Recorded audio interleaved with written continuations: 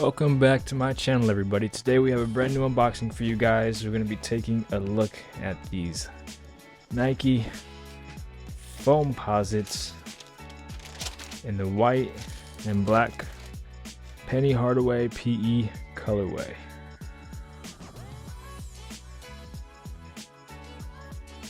The right shoe, left shoe. Let's get into it. First teased in early September 2022, the Nike Air Foamposite 1 finally released on April 7th. Now these are a rarity. These are a original Penny Hardaway PE. So back in 1997, a young Penny Hardaway wore a PE style of the then brand new Nike Foamposite silhouette during certain home games of his Orlando Magic squad. Matching the team's local uniform, the pair is clad in white.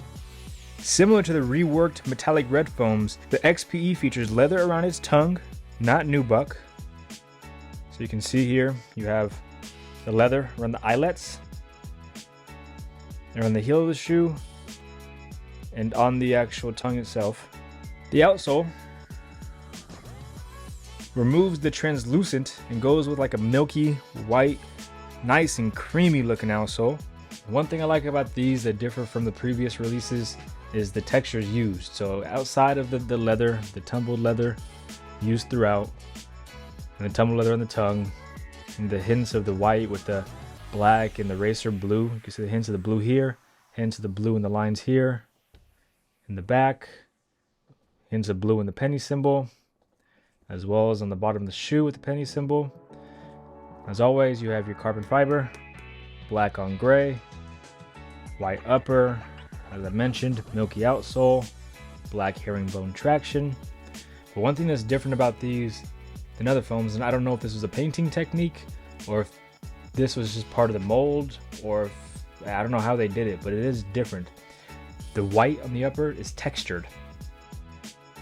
It has that sort of vintage aesthetic to it, to where it is like aged leather, so almost like it's cracking.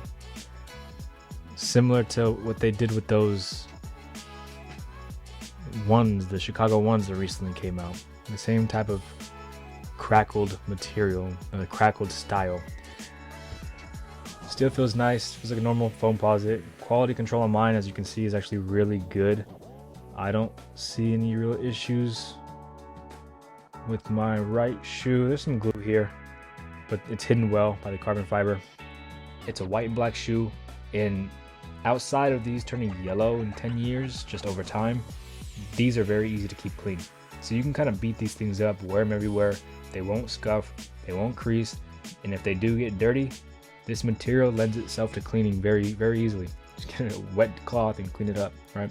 As opposed to like Air Force Ones and whatnot, where you have all the exposed white stitching, they look dingy over time. Those are going to look grimy after a few wears. These will last you all summer, easy, a couple of summers. These things are tanks. The foams are making the comeback, I think, this year. They're supposed to be releasing the Galaxies, which is gonna be a super hyped up, much sought after release. The metallic reds, I do want them to release the eggplants, the copper joints again, but generally speaking, I like them. Now keep in mind though, guys, these things are pricey. They did increase the price of these. I mean, I remember back in the day, these were like $180, which was really expensive for the time. And then they brought them up to $200, and I think previously they were $220 the last time they came out, around 2017, I believe. And now these hit for $240, so you're talking about like $270 after tax.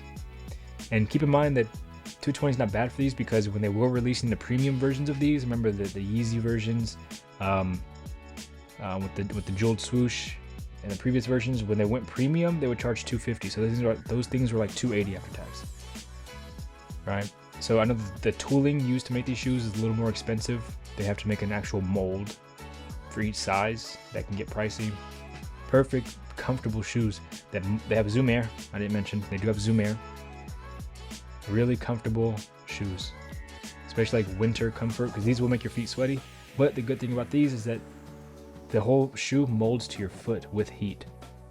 So these are some of the most comfortable shoes you can get, although a little bit heavy. Thanks for watching. Stay tuned. We have a couple more shoes coming up on the channel. So please like, subscribe. Thanks for watching. Peace.